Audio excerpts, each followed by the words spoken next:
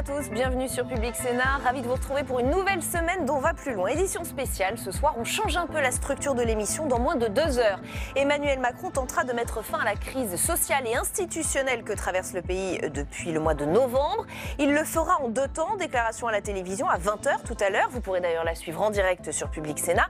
Puis conférence de presse, mercredi, la toute première de son quinquennat. Que faut-il en attendre? Quelles sont les pistes? Le chef de l'État ouvre-t-il une phase 2 de son mandat? Change-t-il de cap? Vous l'avez compris, beaucoup de questions ce soir, mais une certitude, Emmanuel Macron joue gros. Il joue même peut-être son quinquennat. Quentin Calmet. Emmanuel Macron s'apprête à jouer gros, très gros. Certains éditorialistes parlant même de qui tout double avec cette allocution. Les attentes des Français sont fortes. Après 5 mois de crise des Gilets jaunes et 3 mois de grand débat national, Emmanuel Macron qui a reçu hier son Premier ministre à l'Elysée avant de s'entretenir avec les principaux ministres du gouvernement. Au même moment, dans un communiqué, la présidence de la République expliquait. Dans cette allocution, Emmanuel Macron annoncera les chantiers d'action prioritaires et avancera les premières mesures concrètes en réponse aux préoccupations soulevées dans le cadre du grand débat national. Un défi de taille, tant les thèmes abordés lors de ce grand débat sont variés. Fiscalité, pouvoir d'achat, santé ou encore institutions. Le spectre des réponses à apporter est donc immense. Le président de la République, qui hier sur les réseaux sociaux a lui-même installé une forme de suspense. Nous avons décidé de transformer les colères en solutions. Merci de vous être engagé dans le grand débat. Pendant plusieurs mois, vous avez échangé et nous vous avons écouté. Demain soir, je vous réponds. Un message accompagné d'une bande-annonce où Emmanuel Macron joue les voix off. Je pense qu'on peut lever par ce débat beaucoup de malentendus. Une allocution désormais teintée de mystère et de suspense afin d'attiser la curiosité, mais au risque également ce soir de rapidement décevoir.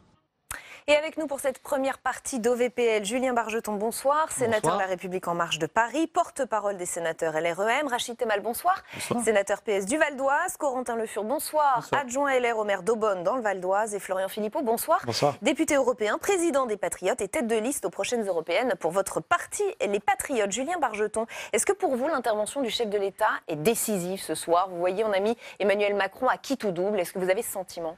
C'est une déclaration importante que va faire le président de la République. Sous la Ve République, il appartient au président de fixer le cap. Et pendant assez longtemps, on a dit que cette crise, finalement, s'adressait à lui, qu'il était interpellé. Et donc, on ne peut pas lui reprocher de répondre.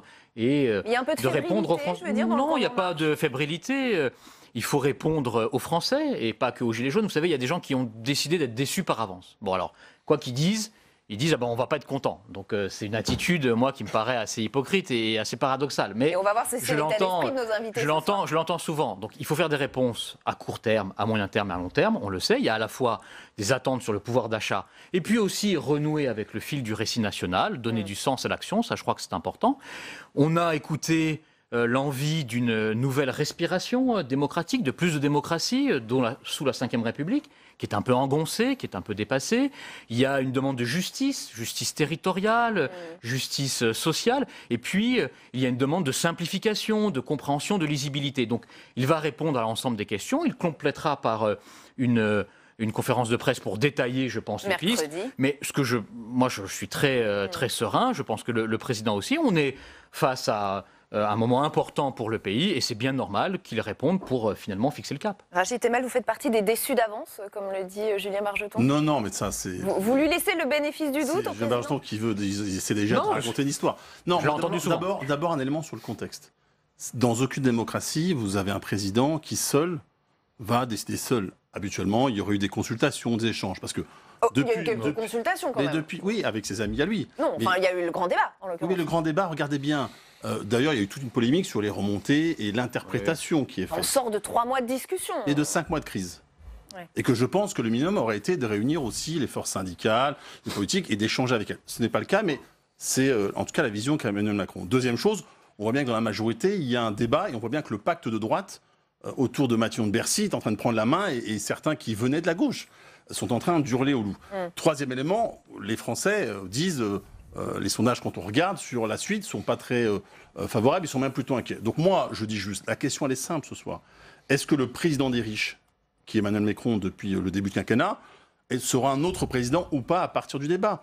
Mais encore une fois, ça veut dire aussi stopper ce qui se passe à l'aéroport de Paris, arrêter la polémique sur le départ plus retardé d'âge de la retraite. Ça veut dire aussi arrêter la casse sociale. Des mesures concrètes. Oui, mais je veux dire, il faut changer de politique économique. Ouais. Est-ce que le président voudra changer de politique économique, sociale et fiscale? C'est la seule question.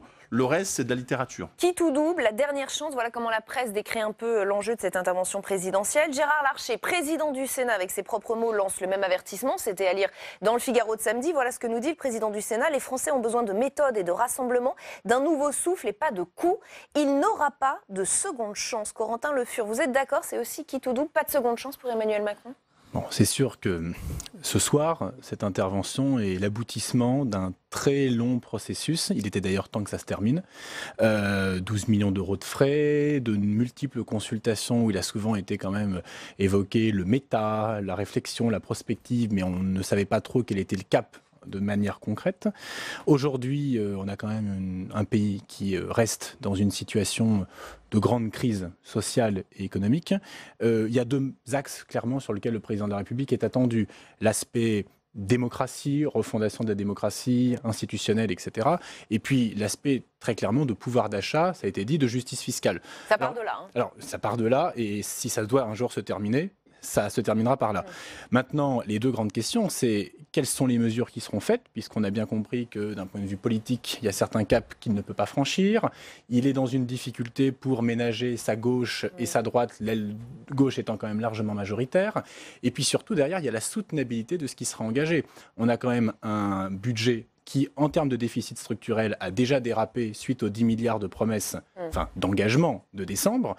Aujourd'hui, si le président de la République veut faire des mesures fortes sur l'impôt sur le revenu, je l'espère par exemple sur les droits de succession, là encore lâcher, ou sur d'autres éléments, ce ne sont pas des centaines de millions qui vont tomber, ce sont des milliards. Financés comment, de quelle manière, avec quelles économies et sur quel calendrier? Et ça, silence radio. Florian Philippot. D'abord, un point de méthode. Je pense qu'on sort de plusieurs mois de consultations qui n'ont pas passionné les foules.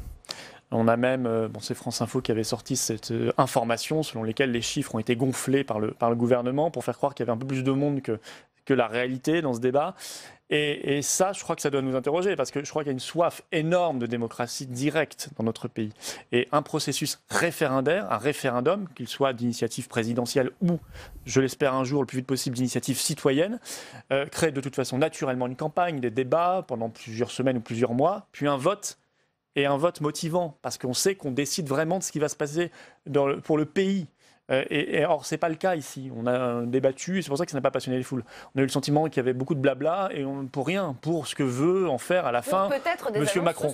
Oui, mais à partir de ce qu'il aura sélectionné, dans les remontées qui sont déjà elles-mêmes imparfaites ou bidonnées. Donc tout cela n'est pas motivant, et c'est un problème de méthode. Donc soif de démocratie directe, il faut mettre en place des outils extrêmement concrets.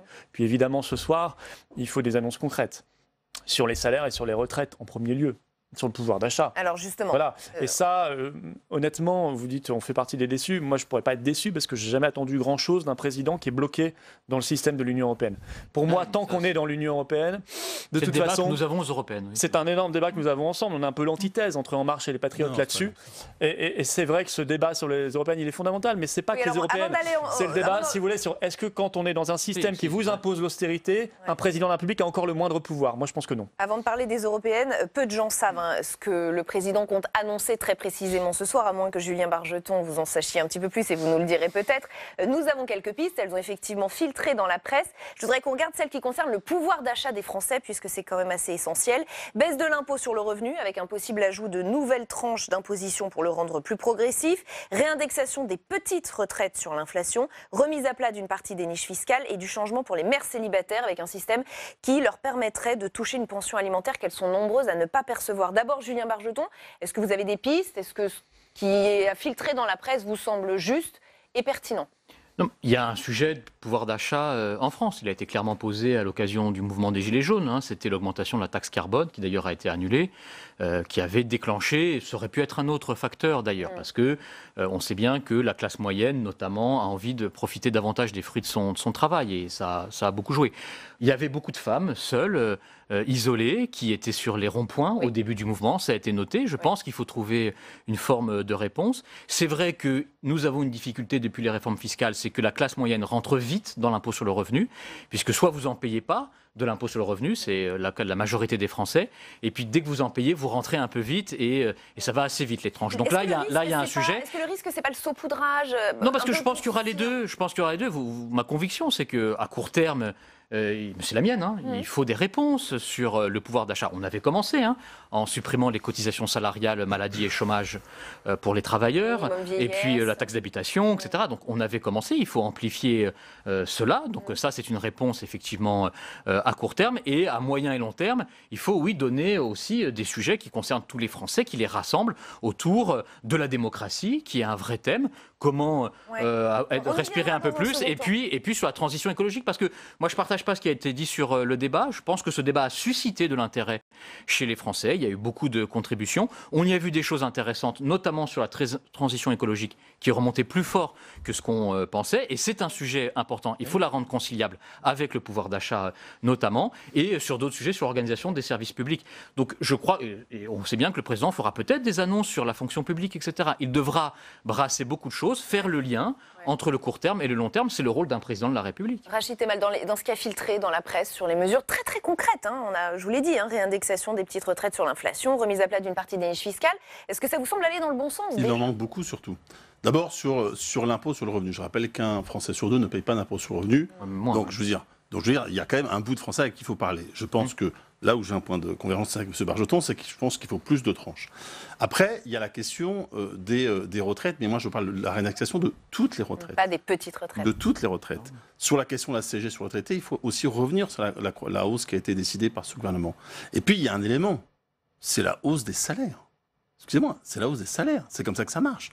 Quand vous travaillez, vous avez un fruit de votre travail, et donc la question de la hausse des salaires passe également par un Grenelle. Mais là, dans ce que j'entends, il y a beaucoup de dépenses. Mais oui, mais moi, on peut vous faire des propositions sur les recettes, si vous voulez bien. Sur les recettes, si vous revenez sur l'ISF, c'est 5 milliards d'euros. Non, c'est 3,5 milliards, parce qu'il rapporte 1,5 milliard. 5 milliards d'euros. 3,5 milliards. Si on revient sur la deuxième tranche du CICE, c'est 20 milliards d'euros. On peut s'interroger sur la taxe d'habitation. Ça, c'est le présent gouvernement. Bon, ouais, il y a quand même des recettes. Donc, moi, je dis, il y a des recettes possibles. Et on parle de dépenses. Je rappelle juste qu'aujourd'hui, ce que j'évoque, c'est du pouvoir d'achat qui était pro-français, qui fait qu'ils consomment moins, qu'ils vivent moins bien. Sur la transition, on peut aussi imaginer un plan, notamment sur tout ce qui est les logements. Parce qu'on sait que si les logements sont plus adaptés, etc., sur la question énergétique, donc vous dites bien, ça mais fait peut aussi... mieux faire. Avec les collectivités locales, surtout. Je ne dis pas bien mieux faire, je dis qu'il manque beaucoup de choses. Excusez-moi, là, j'allais dire, c'est pas grand-chose, c'est pas sérieux. C'est pas la hauteur, des enjeux et des demandes des Français. Il manque un cap, il manque une cohérence. Vous dites, par exemple, transition énergétique, écologique, je suis parfaitement d'accord avec cela. Il faut la faire. Sauf qu'aujourd'hui même, on apprend qu'on rouvre les négociations pour un grand accord transatlantique, le fameux TAFTA. S'y opposer. Oui, la France s'y opposait, mais on n'a pas la majorité qualifiée. Donc c'est vrai. Donc, malgré nous, le président de la République. C'est la machine, les mâchoires infernales de l'Union européenne. Malgré nous, c'est un exemple cas concret. Mais je pense qu'on va être rejoint par d'autres. Non, mais c'est trop tard là. L'Union européenne. C'est pas les Non, mais on peut pas séquencer. C'est pas un saucisson, la démocratie. Ça a un impact énorme. C'est qu'aujourd'hui, on décide. Pendant moins de 2 heures, le chef de l'État va faire des annonces très concrètes pour les Français. Tout ce qu'il peut dire, il se trouve que il peut dire ce qu'il veut. La France ne voulait pas d'un accord transatlantique. L'Union européenne a dit on le fait quand même. En l'occurrence, les négociations vont s'ouvrir aujourd'hui. Mais je peux pas séparer parce que si vous me dites on fait la transition énergétique, c'est un mot creux. En l'occurrence, la réindexation des petites retraites, il peut faire sans l'Union européenne. Alors, il peut faire oui et non. Oui et non. Parce que quand l'Union européenne lui demande chaque année de faire l'austérité salariale, je vous promets qu'il ne peut pas la faire. Et c'est bien ça le problème. C'est qu'on ne peut pas saucissonner le débat. Alors maintenant, je vais vous dire, moi je suis effectivement pour la réindexation des retraites sur l'inflation. C'est le minimum, ils l'ont supprimé il y a 3 mois. Donc ça vous dites, bravo. C'est pas une grande avancée sociale. Ils l'ont cassé il y a 3 mois, ils vont le réparer. En partie, parce que si j'ai bien compris, ce n'est que les petites retraites, il faut le faire pour tout le monde, y compris les classes moyennes des retraités, pour tout le monde. Mais il faut effectivement aussi supprimer la hausse de la CSG. Mais il y a une vraie politique du salaire qui part de la hausse légale du SMIC. Ça va faire augmenter tous les salaires au-dessus.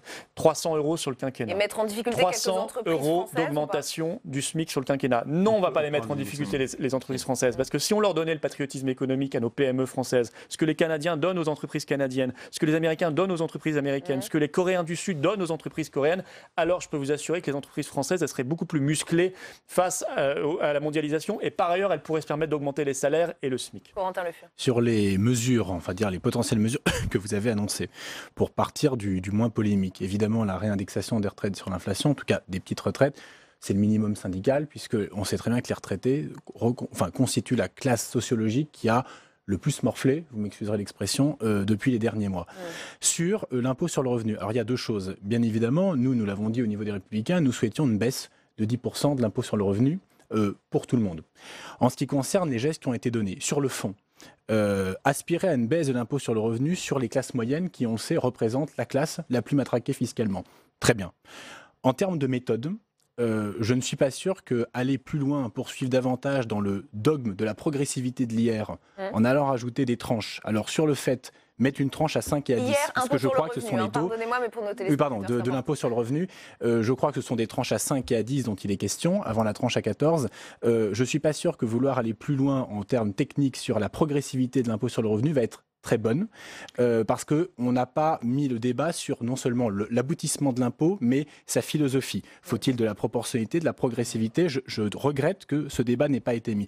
Enfin, sur les niches fiscales, il faut faire très attention. C'est sûr que quand on a dans le budget le plus déficitaire de la zone UE un paquet de 100 milliards d'euros, on a très envie de taper dedans. Mais il faut faire très attention à ne pas jouer les apprentis sorciers sur les niches fiscales comme ça a été fait sur la taxe d'habitation, puisque certaines niches fiscales sont vectrices d'un pouvoir d'achat important pour un certain nombre de ces mêmes classes moyennes et de croissance. Taper sur certaines niches fiscales, ça sera très dommageable pour certaines catégories de population et certaines entreprises. Donc vraiment, attention. Moi, je suis d'accord avec ça. Si on touche les niches fiscales, si on les rabote, ça veut dire qu'on augmente l'impôt. Donc ça veut dire que si on fait ça, c'est qu'on en baisse. C'est qu'on baisse par ailleurs les impôts. Bon, j'entends les vieilles solutions de fuite en avant, c'est-à-dire augmenter les impôts, augmenter les dépenses, augmenter la dette. Au moins, Florian Philippot a une forme de cohérence, puisque cette fuite en avant l'amène à vouloir quitter l'Union européenne. Parce il n'y a pas d'augmentation des impôts et de la dette, au contraire. Donc c'est évidemment ça le débat. Ce qu'il faut, il faut quand même arriver à maintenir... C'est une création de richesse. Non, mais il faut aussi une politique économique efficace. N'oublions pas d'où nous partons. La France est le pays où les taux d'impôt sont extrêmement élevés, c'est le plus élevé. Et on est dans l'Union européenne. Où les dépenses publiques sont très élevées et aussi le déficit public est élevé. Or, je sais que c'est contesté, mais la politique économique menée jusque-là, et ça n'est pas encore suffisant, on voit quand même une augmentation des investissements directs étrangers, on voit une baisse du chômage, pas encore suffisante, mais on la constate, et on voit des intentions d'embauche qui sont reparties en 2019.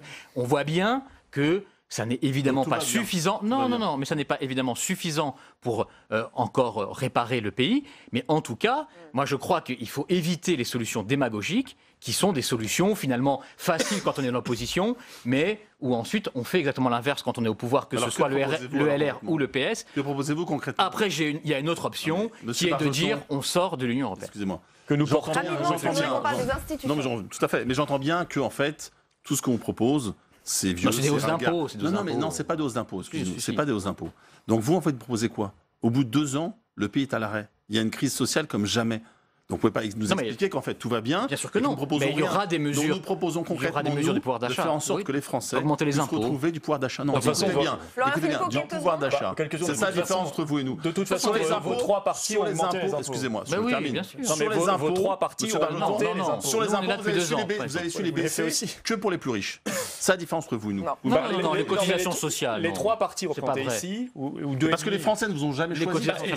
Excusez-moi, on a 1 an et demi d'existence. Les Patriotes, on a 1 an et demi. Non, je parle vous, le FN, vous n'êtes pas nouveau, vous n'allez pas nous faire du Macron. Ils vous ont rejoint. Ils vous ont rejoint, maintenant ils sont d'accord avec vous. L'extrême droite est avec vous. L'extrême droite est avec vous maintenant parce qu'elle dit vive l'Union européenne. Allez, je suis pas sûr que nos téléspectateurs soient passionnés par ça. Juste un mot. Le plus drôle, c'est qu'effectivement, ils les ont rejoints parce que maintenant, Mme Le Pen dit vive l'Union européenne et vive l'euro, ce que vous dites tous les 3. Moi, je suis sur un autre chemin. Je dis simplement, pour répondre à la question très importante que vous avez posée, effectivement, philosophique sur l'impôt. Moi, je crois à la progressivité de l'impôt. C'est-à-dire que plus vous gagnez, plus vous donnez une part conséquente de ce que vous gagnez. Il faut le faire, il faut la rétablir. Elle a été complètement affaiblie parce que sinon, ce sont les classes moyennes qui payent. Et elles payent toujours plus pour tout le monde. Si on met plus de progressivité, les classes moyennes paieront moins, les très très fortunés paieront plus et ceux qui sont en dessous paieront moins également. Tout dépend du système de taux que vous instituez quand même. Oui, mais la progressivité, on passe de 4 taux, par exemple, 4 tranches à une dizaine de tranches. Il n'y a pas que la flat tax qui est l'alternative à la progressivité. Oui, mais vous avez des alternatives. Si vous sortez de la progressivité, vous êtes sur un système qui est un système anti-redistributif. C'est-à-dire que plus on est riche, plus on touche. Attendu ce soir, c'est celui qui concerne les institutions. On l'a un tout petit peu abordé. On traverse une grave crise de la représentativité.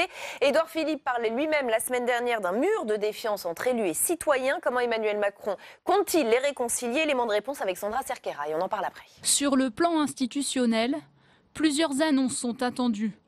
L'instauration d'une dose de proportionnelle allant jusqu'à 25% pour les législatives, au lieu des 15% évoqués jusqu'à présent.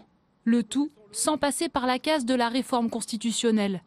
Si le RIC, référendum d'initiative citoyenne, principale revendication des Gilets jaunes, est exclu, le gouvernement pourrait proposer en revanche un recours facilité au référendum d'initiative populaire, le RIP, en abaissant le nombre de signatures nécessaires à 1,5 ou 1 million contre 4,5 millions aujourd'hui. Autre mesure, plébiscitée lors du grand débat, la prise en compte du vote blanc. Sur la table également, une diminution de 30% du nombre de parlementaires. Envisager aussi la suppression des avantages, bureaux, rémunérations et collaborateurs accordés aux anciens présidents, premiers ministres et ministres. Emmanuel Macron pourrait aussi proposer le remplacement des conseillers départementaux et régionaux par des conseillers territoriaux. Enfin, la suppression du CESE pour se transformer en chambre citoyenne. Régulièrement, des citoyens pourraient être tirés au sort pour réévaluer les lois. Voilà, toute une série de mesures censées réconcilier les élus et les citoyens. Corentin Le Fur, qu'en pensez-vous? Vaste sujet. Alors, sur ce qui s'apprête à annoncer. Alors, il y a certaines mesures qui, pour moi, relèvent de la pure démagogie. On sait que, par exemple, le Conseil économique, social et environnemental, on aime bien tirer dessus, surtout venant de gens qui ne savent pas du tout à quoi il sert. Il ne sert à rien. Ça, c'est vous qui le dites. Ça, c'est vous qui le dites. Il fait des rapports, déjà lire les rapports. Que cette Chambre puisse évoluer, qu'elle puisse s'adapter, qu'elle puisse peut-être laisser une part plus importante aux non-représentants des syndicats. Pourquoi pas, voilà. Mais bon, jeter le CESE comme si c'était le problème essentiel. Il y a aussi la question de la baisse des parlementaires. Bon, très bien, on peut en permanence vouloir faire des comparaisons de ratios avec, par exemple, les parlementaires américains au vu de la population et la population française. Le régime de la Ve République, moi, je l'estime, a fonctionné quand même plutôt bien jusque-là. Il a permis à la France de traverser de multiples crises. La priorité n'est pas là du tout. Ensuite, par rapport à ce que vous expliquiez, en termes d'exemplarité, puisque quand même, il y a un besoin d'exemplarité, les anciens privilèges, enfin les privilèges accordés, etc., ça c'est un message qui semble bon, qui n'est pas, on va dire, pécuniairement non substantiel, parce que ça représente quand même de nombreux coûts pour des personnes qui ont été. Forcément, ils ne sont Donc plus. là, c'est à la fois symbolique et concret. Il y a quelque chose qui me semble symbolique et concret. Je n'ai plus en tête l'ensemble le RIP amélioré au lieu du RIC. Et baisser, on va dire, le ratio, ça peut être une bonne chose. On le voit là dans le cadre de l'aéroport de Paris, où si ça va au bout de la procédure, ce sera 4,5 millions de signatures nécessaires. Peut-être que ça peut être moins, mais le bashing permanent de tous ces parlementaires qui ne font rien, etc. Il rentrerait dans ce jeu-là si... Moi, je trouve que pour quelqu'un qui se dit en permanence au-dessus du populisme et barrage au populisme, je trouve ces mesures très démagogiques. Rachid Temal. Moi, je crois qu'il y a beaucoup de populisme chez Emmanuel Macron, mais déjà depuis sa campagne présidentielle. Il y a plusieurs choses. D'abord, je note qu'il n'y a rien sur la fonction du président de la République. C'est-à-dire que quand même, dans les 5 mois, beaucoup de choses ont été dites sur le président de la République. Mais rien. Aucune proposition, d'ailleurs, sur les pouvoirs qui sont exorbitants par rapport à d'autres démocraties. Moi, très honnêtement, soit on décide, et c'est mon cas, par exemple, d'avoir des modifications substantielles de la Constitution française. En quel cas, c'est un vrai travail sérieux. Et je considère que le président seul ne peut pas décider seul. Donc soit c'est cela, soit c'est encore une fois des mesures démagogiques et populistes. Donc moi, je suis prêt à ce qu'il y ait un vrai travail d'évolution. Par exemple, à titre personnel. Là, à titre personnel, moi, je suis pour la suppression du Premier ministre et réduire les pouvoirs du président pour les transférer plutôt au Parlement. Vous voyez, mais ça veut dire un vrai débat de fond sur ce qu'est notre République et comment ça fonctionne. Mais c'est pas comme ça en disant le président son bureau seul charge de démagogie. Un exemple. Si vous prenez par exemple les parlementaires, moins de parlementaires, expliquez-moi en quoi ça améliore la démocratie française. Si quelqu'un peut me démontrer, je suis prêt à en discuter. À ce jour, rien. La proportionnelle, moins 25%, mais ça veut dire quoi si vous retirez aussi le nombre de parlementaires? Ça veut dire que de fait, vous donnez beaucoup de pouvoir à une majorité et faible aux oppositions. Et on voit bien dans une démocratie, le principe même, c'est qu'il y a un pouvoir et un contre-pouvoir. Vous voyez, donc, soit nous avons un vrai travail de fond, soit c'est, encore une fois, du populisme. Et là, je crois qu'on verse dans le populisme. Je vous laisserai répondre, Julien Bargeton. On écoute d'abord ce que disent les oppositions. Florian Philippot. Je pense qu'il faut il faut ouvrir vraiment la fenêtre, mais en grand. Et ça ne paraît pas du tout à la hauteur. Il faut un vrai référendum d'initiative citoyenne. Là, Le RIP amélioré, ça ne vous va pas? Non, mais le RIP amélioré, moi j'avais, vous pouvez reprendre C'est qu'une méthode. vous pouvez reprendre les enregistrements. Dès le mois de novembre, dès le début de la crise des Gilets jaunes, j'ai dit ils vont nous faire un RIP amélioré. Je voyais venir le truc où on baisse les seuils. Au lieu de 4,5 millions de signatures, on va mettre 1,5 million ou je ne sais quoi. Mais on oublie, et c'était pas mis sur votre visuel, or c'est très important, il y a un verrou parlementaire. Aujourd'hui, 185, enfin 20% des parlementaires, ils vont peut-être baisser à 10%. Mais il ne faut pas qu'il y ait de verrou parlementaire. Moi, je pense qu'il faut 500 000 signatures au niveau national, point. Comme ça existe en Suisse, et qu'on ne me dise pas que les Français sont moins démocrates ou moins matures, moins adultes que les Suisses qui savent très bien le manier depuis 150 ans. Donc je crois que ça, c'est indispensable. Ensuite, sur le reste, bouchez-vous les oreilles sur cette chaîne, mais moi je suis pour la suppression du Sénat. Voilà. Je suis pour la suppression du Sénat depuis longtemps, hein. Du Sénat, du CESE et des conseils régionaux et des intercommunalités. Voilà, je vous le dis clairement, je crois en la proximité. C'est dur, vous avez dit. Moi j'adore les communes, la proximité, j'adore les départements. Je pense qu'il faut un État avec beaucoup plus de démocratie, avec des référendums. La France, c'est une démocratie. Plutôt que d'empiler en permanence des strates. Jacobinisme intégral. Non, c'est pas ça. Moi je veux des référendums, d'initiative citoyenne, je veux des communes vivantes. On aurait des référendums tous les 2 jours, non? 500 000 vous savez, non. Et sans barrage. Non, en Suisse c'est 100 000. Et il y en a, l'an dernier, il y en a eu 10. Mais vous qui êtes si respectueux des traditions, vous devriez faire la différence entre la tradition suisse et la tradition française. Il y en a eu 10. Chaque peuple a son génie particulier. Oui, enfin, le génie chez nous, c'est le macronisme et c'est un génie antidémocratique. Alors, excusez-moi. C'est pas ce que je voulais dire du tout. Non, mais si c'est ça votre esprit. Oui, mais enfin, aujourd'hui, on est empêtré dans le macronisme et tous ceux qui. Respectez les souverainetés nationales. Chacun a son système. Si vous respectez la souveraineté nationale, ne restez pas dans l'Union européenne, s'il vous plaît. Et la Suisse n'y est pas. Vous voyez comme elle vit très bien. D'ailleurs, en termes de transition énergétique, elle est numéro 1. On en parlait tout à l'heure. C'est un pays très différent. L'Italie a aussi un référendum d'initiative citoyenne. Mais parce que je pense qu'il faut une chambre. Vous savez, au Portugal, ils ont une chambre. Il y a plein de pays. En Israël, ils ont une seule chambre. Il y a plein de pays démocratiques. En France, ça n'a pas bien fini les systèmes avec une seule chambre. Moi, je crois qu'il faut. Vous défendrez si vous voulez. Ça fera des postes pour vos copains. Moi, je veux une assemblée. Au bout de 2 minutes, je vois que vous êtes ultra corporatiste. Vous êtes ultra. Il faut être à la hauteur, c'est tout. Vous savez, il faut. Non, moi, je suis. Mais j'aime bien. J'adore les réactions corporatistes. Moi, je pense qu'il faut, et je l'assume, une seule chambre bien élue. Il faut des référendums. Il faut en fait beaucoup plus de démocratie directe, moindre de démocratie, alors on va laisser moins de démocratie représentative, parce que les gens crèvent que ce soit toujours des gens qui soient plus intelligents que les autres, les élus, qui décident pour eux. Allez, Julien Bargeton va répondre, parce que c'est un mot sur Macron et le macronisme. Non, mais la démocratie directe peut venir compléter la démocratie représentative. Mais ce que vous proposez, c'est l'instabilité, c'est-à-dire des référendums où on vote tous les 2 mois, tous les 2 jours pour changer sans cesse d'élus. La Californie, l'Italie, la Suisse est un pays de tradition extrêmement différente de la France. C'est un pays fédéral. Enfin, vous ne pouvez pas comparer un pays unitaire, un pays. Et les États-Unis sont un pays fédéral. Les États-Unis, c'est pas un pays fédéral. Les États-Unis, c'est un pays où beaucoup de choses se décident au niveau des États. Vous ne pouvez absolument pas comparer, y compris le système judiciaire. Donc, il faudrait qu'on parle un peu des collectivités locales, parce que dans la démocratie, il y a aussi la démocratie locale. Je ne sais pas ce que va annoncer le président de la République, mais moi, je souhaite que, notamment sur la transition écologique ou sur le social, on puisse donner davantage de pouvoir aux collectivités locales, parce que moi, je suis un décentralisateur, et donc je pense que c'est une bonne chose. Et ensuite, la Ve République, on le voit, a permis à la France de traverser des crises, mais maintenant, pour le XXIe siècle, elle n'est pas parfaitement adaptée, et le rythme du quinquennat, avec un président qui est élu, et dans la foulée des députés, on voit bien que cette accélération est venue perturber le fonctionnement du système politique et que finalement, il manque des temps de respiration démocratique. Donc, oui, pour consulter davantage les Français sous la forme de référendum élargi, oui, pour modifier un certain nombre de règles électorales. Il y a la question, je ne sais pas du tout ce qu'il va dire, il y a la question du vote blanc, de sa reconnaissance, du vote obligatoire, etc. Donc, moi, je suis aussi pour qu'on ouvre la fenêtre, mais s'il vous plaît, pas d'instabilité populiste. C'est ce que vous proposez du sur pays. Le quinquennat. Moi, j'ai voté contre.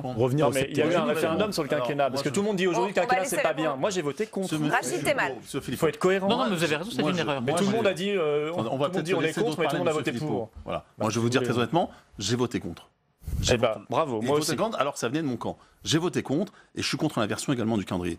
Ça, c'était Lionel Jospin. Mais c'est pour ça que je viens de le dire. Le quinquennat était très mauvais, totalement, et donc je ai voté contre le quinquennat parce que je considérais que soit on restait. Moi, j'étais contre l'inversion du calendrier. Mais vous avez voté soit on allait au quinquennat, soit on allait au quinquennat et on changeait les choses parce que le temps. Alors, ce qu'on peut ajouter dans un premier temps aussi, c'est aussi, moi, je suis aussi pour la co-construction des lois. On peut imaginer que sur un certain nombre de textes, que les Français puissent en temps réel déposer des amendements et que, à la fois dans les commissions et dans l'hémicycle, on puisse là avoir ces démocratie plus participative. Là, je trouve que là, pour le coup, ça permettrait effectivement d'avoir à la fois le vote, qui reste la base démocratique, et en même temps la possibilité pour les Français de participer à la construction de la loi. Mais je le redis de grâce, ça reste un hocher. Si jamais, c'est votre point de vue, monsieur Philippe, oui, si jamais on doit ce soir avec des annonces tout changer en tout ça, moi je considère qu'une constitution, c'est quelque chose entre guillemets, je mets des guillemets, de sacré, et quand on la touche, c'est avec mesure et qu'on y réfléchisse réellement. Et ça mérite un vrai débat de fond et ne pas quelques mesures, parce que je rappelle que ce soir, c'est parce que le président de la République est dans une crise terrible, il a été acculé, qu'il a inventé le grand débat et ce soir, il cherche des solutions de sortie. Donc je dis encore une fois, attention à ce que nous allons faire.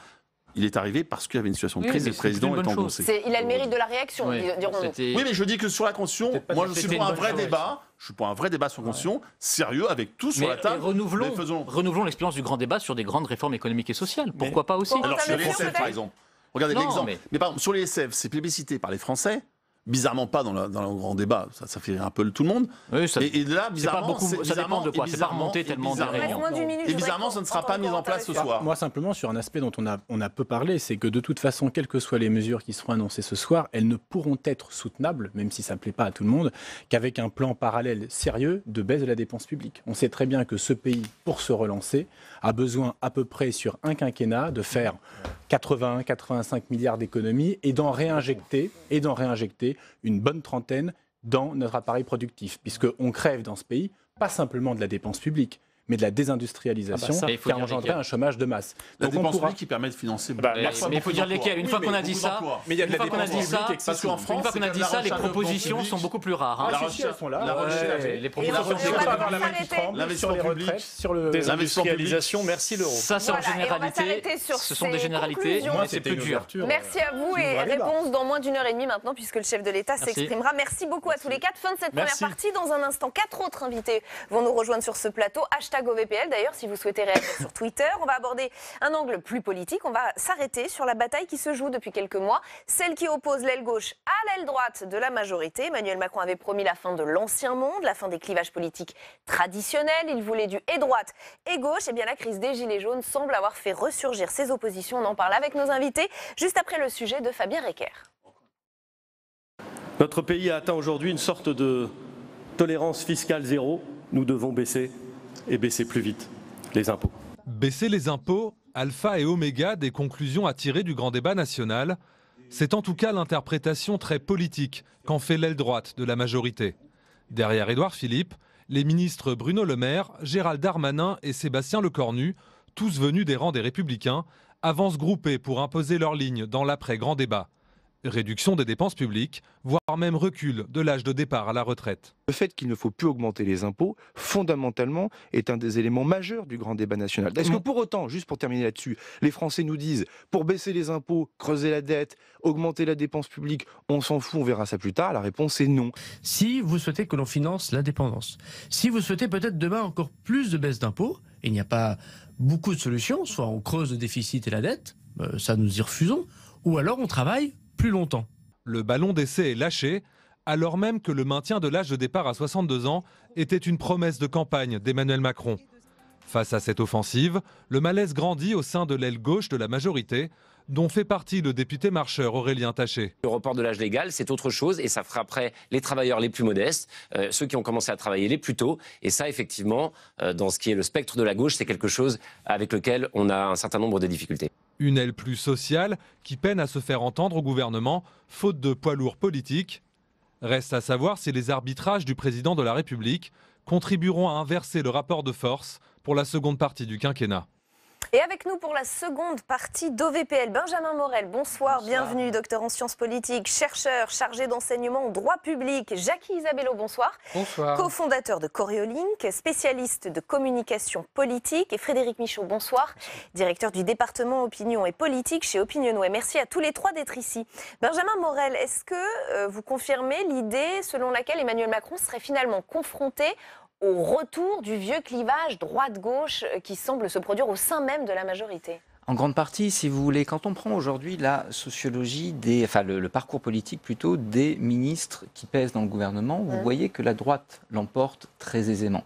Quand vous prenez par contre la majorité parlementaire, vous voyez que cette majorité parlementaire, elle est quand même plutôt ancrée à gauche, avec des parcours militants qui sont minoritaires, mais qui malgré tout rejoignent plutôt un peu à la gauche. Donc déjà, vous avez un clivage entre gouvernement et majorité, et ensuite vous avez une question électorale, c'est-à-dire que vous avez des réserves de voix à gauche, vous avez des réserves de voix à droite. L'élection d'Emmanuel Macron s'est quand même fait plutôt au centre-gauche, avec une partie du centre-droit, mais quand même plutôt sur le centre-gauche, et aujourd'hui, ces réserves de voix potentielles, mobilisables, apparaissent peut-être plutôt à droite. Donc pour toutes ces raisons-là, aujourd'hui, il y a une volonté de jongler sur 2 tableaux, alors avec quand même un certain nombre de problématiques qui se retrouvent, des problématiques centristes, si vous voulez, mais qui malgré tout, eh bien, peut créer des tensions, et dans une majorité qui n'est pas structurée comme les autres majorités, c'est-à-dire que jadis, vous étiez formé dans un parti, vous deviez tout au parti, et si jamais vous ne suiviez pas les consignes du parti, votre carrière politique était finie. Mais on a aujourd'hui des députés qui n'ont pas construit toute leur carrière, pour beaucoup, au sein d'un parti, qui doivent donc moins à La République En Marche que leurs prédécesseurs ne devaient au Parti Socialiste ou aux Républicains, et qui ne se projettent pas tous dans une carrière politique. Et ça, c'est peut-être une très bonne chose pour l'inclusion de la société civile, mais d'un point de vue politique, c'est explosif, parce que si demain, ils ne sont plus d'accord avec la ligne majoritaire, eh bien, il y a un vrai risque de clivage, il y a un vrai risque de mise au banc d'une partie de cette majorité. Et aujourd'hui, cette majorité, elle n'est pas si large que ça. Jackie Zavello, ça fait plusieurs jours que la presse se fait l'écho de cette guéguerre interne, si je puis dire, à La République En Marche, entre l'aile droite et l'aile gauche du parti. Nouvelle illustration encore ce matin en une de Libération. On va la voir, cette une, les 2 profils d'Emmanuel Macron, en même temps, j'ai envie de dire, tournés vers la gauche et en même temps tournés vers la droite, avec ce titre, Macronie, le grand dilemme. C'est vrai qu'on est face à un président qui est lui-même tiraillé entre ces 2 ailes à l'intérieur même des plus hautes sphères de l'État. Oui, Benjamin l'a dit, de toute façon, c'est la marque de fabrique du macronisme. Mais soyons honnêtes entre nous, est-ce que la gauche de Mitterrand était la gauche de Jospin? Est-ce que la gauche de Mitterrand était la gauche de Mendès? Est-ce que la droite de Chirac était la droite de Giscard? Évidemment non. À partir du moment où un président de la République est élu, il substantive une famille politique, c'est-à-dire qu'il crée un véritable concept et on lui donne le nom du président. On appelle ça le sarkozysme, le chiracisme, etc., etc. Donc à partir de ce moment-là, eh bien, comme les économistes aiment à le faire, on va chercher dans le parcours idéologique, philosophique et personnel du chef de l'État pour expliquer ses réactions. Les économistes aiment beaucoup faire ça.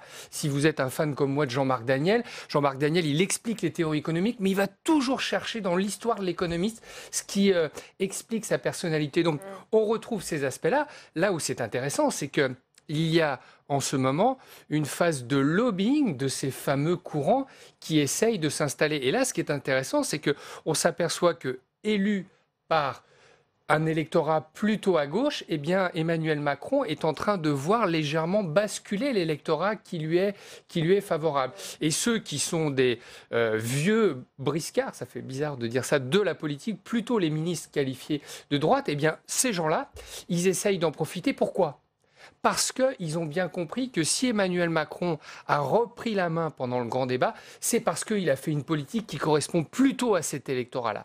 Et ce qui lui passe comme message, c'est de dire attention, ne te fourvoie pas, peut-être que tu dois sacraliser cet électorat plutôt que de tenter de satisfaire des gens qui seront pas possibles de satisfaire, mais on en reparlera, j'imagine. Frédéric Michaud, Emmanuel Macron a un peu jonglé entre cet électorat dit de droite et cet électorat dit de gauche. Il a essayé de faire du en même temps, du droite et gauche. Finalement, on retrouve les vieux clivages dans la population. Oui, mais son positionnement, c'est celui de l'équilibre. Équilibre entre la gauche et la droite. Il n'est pas étonnant, après 2 ans d'exercice du pouvoir, de voir réapparaître un clivage gauche-droite qui a plus de 2 siècles. Donc ça veut dire que c'est l'échec du en même temps? C'est ça qu'il faut comprendre. Ce qui va se passer ce soir, c'est justement... En tout cas, c'est l'ouverture d'une nouvelle étape pour la suite du quinquennat. C'est une évidence. Après la crise sociale qu'il vient de connaître, on voit bien que justement cette politique du en même temps a sans doute trouvé des limites. On voit également ces divisions, ces tiraillements au moins au sein de la majorité, au sein du gouvernement aussi. Il faut trouver un second souffle justement pour retrouver cet équilibre qui avait fait le succès en 2017. Peut-être par manque d'idéologie, il faut y voir l'échec du en même temps, ce qui se passe, cette crise depuis 5 mois, cette apparition télévisuelle, cette déclaration d'Emmanuel Macron ce soir. Oui, il a atteint ses limites. Il a peut-être atteint ses limites, mais si vous voulez, d'abord, il ne faut pas parler de la droite et la gauche, il y a des droites et des gauches. Et on peut dire qu'Emmanuel Macron est la conjonction, les retrouvailles entre une gauche plutôt girondine et une droite plutôt orléaniste qui se retrouvent autour d'un candidat commun et qui abandonne, qui de sa droite bonapartiste, qui de sa gauche plutôt jacobine, pour essayer de faire simple. Cet attelage-là, il tient par un certain nombre d'intérêts électoraux, il tient également par un certain nombre, en effet, de points communs sur le libéralisme, sur l'ouverture à l'Europe, etc., etc. Le problème, c'est que cet attelage, il ne tient pas à une identité. Quand vous étiez d'une gauche plutôt dure, d'une première gauche, et que vous aviez François Mitterrand, président de la République, vous n'étiez pas forcément d'accord avec François Mitterrand, vous pouviez même, avec François Mitterrand ou François Hollande, vous pouviez même le détester, mais malgré tout, au second tour, vous disiez qu'entre un candidat de gauche et un candidat de droite, vous mobiliseriez plutôt pour le candidat de gauche, quand bien même vous ne l'aimiez pas. Il y avait une identité de gauche, il y avait une identité de droite qui permettait de tenir ces familles avec toutes leurs difficultés ensemble. Emmanuel Macron n'a pas ça. Il est à la tête d'un attelage qui est assez, aujourd'hui, introuvable du point de vue justement de cette histoire, de cette identité. Et donc dès lors que ces électorats ne sont pas satisfaits, ils n'ont pas de fidélité identitaire vis-à-vis de leur candidat. Et donc ils peuvent s'envoler, ils peuvent retourner au bercail, qui du PS, qui d'Europe Écologie Les Verts, qui des Républicains ou de l'UDI. Donc là, il y a un danger pour Emmanuel Macron, et ce danger, pour l'instant, il avait plus ou moins tenté de le conjurer avec 2 points. D'abord, une sorte de mystique, qui tenait notamment à la question européenne, et cette mystique aujourd'hui, elle est difficile à tenir. On voit que la France est très isolée, et que les tentatives de relance au niveau européen se sont un peu effondrées, et par un programme. Il s'agissait d'appliquer le programme, et ce programme formait la colonne vertébrale et de la majorité, et d'une partie de l'électorat qui lui était gré de l'appliquer. Le problème, c'est que ça ne tient plus. Et l'enjeu d'aujourd'hui, ça va justement être de trouver un substitut au programme, de trouver des grands chantiers sur lesquels vont pouvoir se retrouver qui des députés, qui des électeurs macroniens pour construire les 3 ans à venir. Avec un risque de camoufler pour Édouard Philippe, qui est quand même le premier homme de droite qui entoure Emmanuel Macron, qui avait déjà râlé pour les mesures à 10 milliards d'euros du 10 décembre dernier, qui pourrait à nouveau se fâcher. Il pourrait même être sur la sellette, Édouard Philippe, d'après vous, Jackie Isabelle? Alors attention, parce que c'est quand même lui qui a commencé. Les 500 premiers millions d'euros, c'est lui qui les a distribués bien avant le premier acte des Gilets jaunes, bien avant le 17 novembre. Et d'ailleurs, tous les gens qui ont fait du cabinet comme moi se disaient, mais attention, c'est pas du tout comme ça qu'il faut faire. Il ne faut pas donner des choses bien avant de savoir quelle est la concrétude, comme dirait Ségolène Royal, de ce mouvement. Après, si je peux me permettre de rajouter un point à ce qu'a dit Benjamin, la social-démocratie de Arnaud Montebourg, démondialisante, c'est pas la social-démocratie de Manuel Valls. Donc c'est vrai que cette espèce d'évanescence qui s'est installée, la manière dont la gauche a mal vécu ce que les Allemands appellent leur Bad Godesberg, la capacité d'accepter que l'économie de marché ait un impact et qu'il faille le traiter d'une manière ou d'une autre, déjà ça a brouillé les frontières. On a bien vu qu'entre Manuel Valls et puis François Bayrou, à la fin il n'y avait pas l'épaisseur d'une feuille de papier à cigarette. Ça, c'est le macronisme. Je veux dire, il n'y a pas de en même temps. Maintenant, il faut admettre que son identité, son caractère, sa culture, et en plus on peut lui faire plein de reproches, mais la chance d'avoir un président de la République qui a une vraie culture économique, c'est le macronisme. On va voir comment il va le distribuer pour faire une seule chose. Emmanuel Macron, sans vouloir être cynique, il n'a pas 36 objectifs ce soir, c'est de sanctifier l'électorat qui est le sien et qu'il a réussi à récupérer en ayant cette réponse du grand débat. Ça, c'est son objectif. Il ne peut pas avoir 55%. S'il arrive à être entre 20 et 30, Emmanuel Macron, il tient jusqu'à la fin de son premier quinquennat, ça c'est assuré. Frédéric Michaud. Alors, je ne pense pas vraiment. Vous placez tous les deux la question sur la fidélisation de son électorat. Mais quand on regarde les intentions de vote, son électorat est totalement solidifié. Il est en tête dans les intentions de vote pour l'élection européenne. 24%, c'est le score qu'il a fait au premier tour. Ce qui signifie en d'autres termes que son socle électoral lui reste fidèle. La problématique qui se pose au président de la République n'est pas celle de son électorat qui continue de le soutenir, c'est celle des Français qui l'empêchent, en tout cas d'une majorité d'entre eux, qui l'empêchent d'appliquer son programme. L'enjeu du président ce soir, ce n'est pas de faire revenir à lui ceux qui votent déjà pour lui. Ceux qui votent déjà pour lui, parce qu'ils sont toujours là. L'enjeu, c'est tout simplement de continuer à pouvoir exercer le pouvoir dans les 3 ans qui viennent. Ce n'est pas un petit enjeu. Hein. Et je dirais que dans l'exercice de ce pouvoir, dans la continuation de l'exercice de son pouvoir, l'enjeu principal, c'est d'appliquer le maximum de son programme. Ce n'est pas de renouveler un programme, ce n'est pas d'improviser un nouveau programme, ce n'est pas de refaire la présidentielle 2 ans après. C'est d'essayer de sauver tout ce qu'on peut et de continuer à appliquer ce programme de réforme sur lequel il a été élu. Réforme économique, mais aussi réforme de fond de la politique. Benjamin Morel. Oui, alors je suis d'accord avec vous, mais c'est quand même un électorat qui est assez démobilisé. C'est-à-dire qu'on a affaire à un électorat de CSP+, de retraités au premier tour, un électorat qui se mobilise d'habitude beaucoup plus pour les élections que les autres électorats. 24%, ce n'est pas une victoire. Parce que c'est un électorat qui, normalement, avec 60% d'abstention, devrait peser beaucoup plus que son poids démographique normal et que son poids lors d'une élection présidentielle. Mais convenez que s'il arrive en tête, ce sera un succès électoral pour le président. Ce sera un succès électoral. C'est l'enjeu de ce soir. C'est un enjeu, si vous voulez, mais ça permet probablement de gagner des européennes, mais avec une base démobilisée pour les autres élections, il y a tout de même un danger. Donc son électorat est une adresse de ce soir. Puis symboliquement, en attendant, on a quand même tous les samedis des manifestations, ce qui pèse aussi très sérieusement. Si vous voulez, il y a une adresse par rapport à cet électorat qu'il doit tenir pour arriver à le remobiliser. Il y a une seconde adresse qui est importante, qui est vis-à-vis de la nation, parce qu'il est président de la République et qu'il faut tout de même arriver à nouveau à incarner l'unité de la nation. On part de loin le 10 décembre. Il y a eu cette reconstruction du président comme incarnation de l'unité qui s'est fait bon an, mal an lors du grand débat. Il faut confirmer l'essai là-dessus. Et il y a une troisième adresse, il y a une troisième adresse qui est les soutiens principaux des Gilets jaunes. Et là, on voit un certain nombre de mesures qui fuitent, qui sont peut-être pas réelles, mais en tout cas sur les mères célibataires, sur les petites retraites, etc. Et ce sont ceux qui étaient sur les ronds-points. Et ce sont ceux qui aujourd'hui soutiennent en partie les Gilets jaunes. Et là, il s'agit de couper les Gilets jaunes de leur soutien. Beaucoup d'interrogations sur les annonces d'Emmanuel Macron ce soir. En revanche, une chose paraît évidente, c'est que l'on vient de connaître une période charnière, un moment de démocratie absolument inédit. Avant de l'analyser avec vous, je voudrais qu'on revienne sur ces 5 mois qui ont tout changé. C'est avec Marie Brémond. Le 15 janvier, c'est devant les élus locaux dans l'Eure qu'Emmanuel Macron lance officiellement le grand débat national. Il ne doit pas y avoir de tabou au moment où on se parle. Pas de tabou, le message est reçu 5 sur 5. Les thèmes abordés vont au-delà des 4 thématiques imposées. Le grand débat lui-même fait débat. Participer, ne pas participer, est-ce que c'était une opération de com'? Est-ce que c'était une mascarade? Est-ce que c'était de l'enfumage?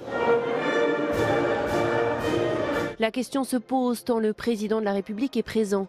Des heures à discuter devant les caméras face à des jeunes, des habitants de banlieue, des femmes, des handicapés, des élus. Une catharsis collective qui semble séduire ceux qui participent.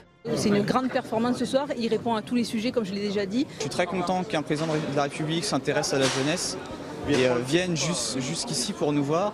Les Gilets jaunes continuent pourtant de défiler samedi après samedi, parfois un peu moins nombreux certes, souvent rejoints par des casseurs venus en découdre avec les forces de l'ordre. Dernière étape de l'exercice, les 14 conférences régionales avec des citoyens tirés au sort. Le 8 avril, une partie du gouvernement entoure le Premier ministre pour la restitution. Ces 3 mois, ils ont été intenses. 3 mois intenses qu'il faut désormais clore pour se tourner vers des réponses pragmatiques. Emmanuel Macron saura-t-il traduire ce soir les mots des milliers de Français? L'exercice est là, forcément périlleux. Frédéric Michon, on a eu 5 mois de manifestation, on a eu 2 ou 3 mois de grands débats. Est-ce que vous diriez que là, on a, j'ai pas changé d'époque, c'est un peu fort, mais que quand même on entre dans une nouvelle ère, en tout cas même d'un point de vue démocratique?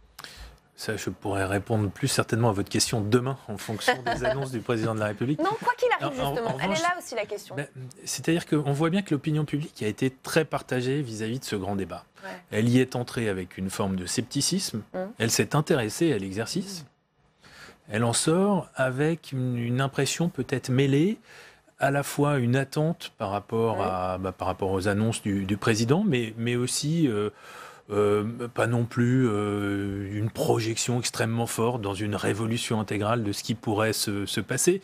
Le mot a été employé, c'est un exercice cathartique. Ça a permis à une certaine parole de s'exprimer. Alors toutes les paroles ne se traduisent pas en actes, mais le simple fait qu'elles soient exprimées, c'est déjà une avancée positive. L'exercice est inédit. Il y a eu sans doute une remontée dans l'opinion publique de l'image du président de la République qui est due en grande partie à son omniprésence médiatique. On voit bien que depuis la fin du grand débat, elle a plutôt tendance à retrouver son étiage dans les sondages de popularité. Là, l'exercice, c'est vraiment la sortie. Comment passer d'un exercice de grande horizontalité, avec un président en bras de chemise, détendu au milieu des citoyens, sur le même plan, sur un pied d'égalité avec les citoyens, pour retrouver un président seul dans la verticalité du pouvoir présidentiel de la Ve République. C'est pas simple comme exercice et la rupture de style risque de lui être très préjudiciable sur la forme au moins. C'est pour ça que je n'étais pas tout à fait d'accord avec vous tout à l'heure. Quand on est dans cette situation de crise, l'objectif d'un homme politique, ça n'est pas de travailler sur l'unité de la nation. Il ne pourrait pas le dire comme ça. C'est moi qui le dis, parce que nous, notre boulot, c'est plutôt de conseiller. C'est de dire, attention, il y a un électorat qui a été dans les tranchées avec le président au moment où les indicateurs chutaient. Un indicateur qui chute, c'est comme quelqu'un qui fait le marathon. Entre tenir le rythme et récupérer l'adversaire de devant, c'est pas du tout le même exercice quand on est fatigué. Son électorat qui s'est mobilisé dans le grand débat. Ce ne sont pas les gilets jaunes qui ont participé. Son électorat, il peut fuir. Regardez l'électorat dit du Parti socialiste. Il a totalement disparu. Un électorat, je ne me permettrai pas d'être arrogant en vous disant qu'il n'appartient à personne vu le métier que vous faites, mais de dire son objectif de soir, attention, si jamais il s'oriente vers une stratégie politique qui consiste à dire on va faire l'unité de la nation et je vais pouvoir satisfaire tout le monde, à mon avis, c'est une faute politique. Et pourquoi les ministres de droite ont adressé tous ces messages, et assez étonnamment, François Bayrou compris.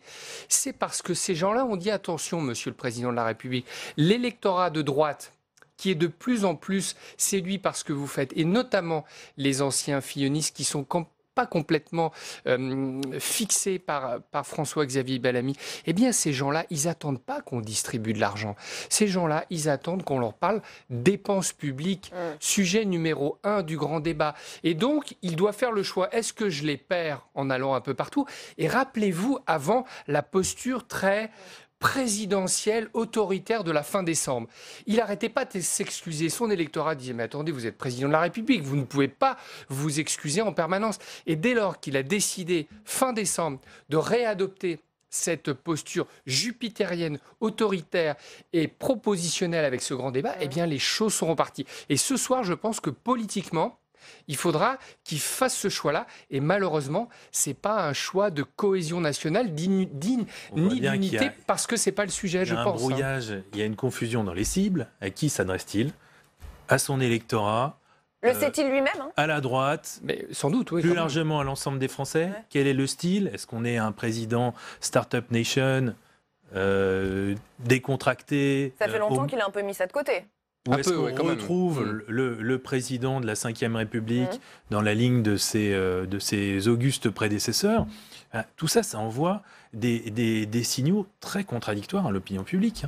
Mais justement, il essaye de concilier ces contraires, parce que d'une certaine façon... C'est toujours cette théorie du en même temps? Oui, il doit s'adresser à sa base électorale, on l'a déjà dit, mais il doit également s'adresser de façon un peu plus large, tout bêtement, parce qu'on ne peut pas gouverner avec 20-30% de l'électorat, si vous voulez. On peut éventuellement avoir une majorité, mais au-delà de ça, les dernières semaines ont montré qu'il fallait tout de même avoir une adhésion, ou en tout cas une acceptation tacite de la légitimité politique qui est un peu plus large que ça. Et c'est ça qui a été perdu. C'est pas tellement est-ce que j'aime ou est-ce que j'aime pas Emmanuel Macron, c'est est-ce que je considère qu'il est légitime pour gouverner. C'est ça qu'il faut conquérir. Et là, on a une allocution, certes, ce soir, qui pour le coup devrait être très Ve République pour justement dire je suis le président, je trace des lignes, voilà quel est mon projet pour la nation, faites-moi le crédit de me laisser mener cette politique pour tous. Et on a ensuite, jeudi, avec pour mercredi, la conférence de presse. Voilà, la en conférence 2 temps. de presse. Justement, allez-y, je vais terminer parce que je voudrais qu'on parle un petit peu de la forme. Où on retrouve un peu plus d'horizontalité, enfin où on devrait retrouver, il faut encore mettre des guillemets, un peu plus d'horizontalité, et où justement il va s'agir d'étayer des mesures peut-être plus concrètes pour viser à la fois le cœur électoral et les électorats nécessaires pour notamment briser ce lien entre l'opinion publique et les Gilets jaunes, qui est moins fort qu'il y a quelques mois, mais qui reste tout de même assez impressionnant au vu de la durée du mouvement. Je voulais en parler un tout petit peu plus tard, mais finalement, on va en parler maintenant. La forme que prend la réponse d'Emmanuel Macron. Jackie Isabello, je vais me tourner vers vous. D'abord, ce petit clip qui annonçait la réponse de ce soir, avec une conclusion qu'on verra à la fin du clip.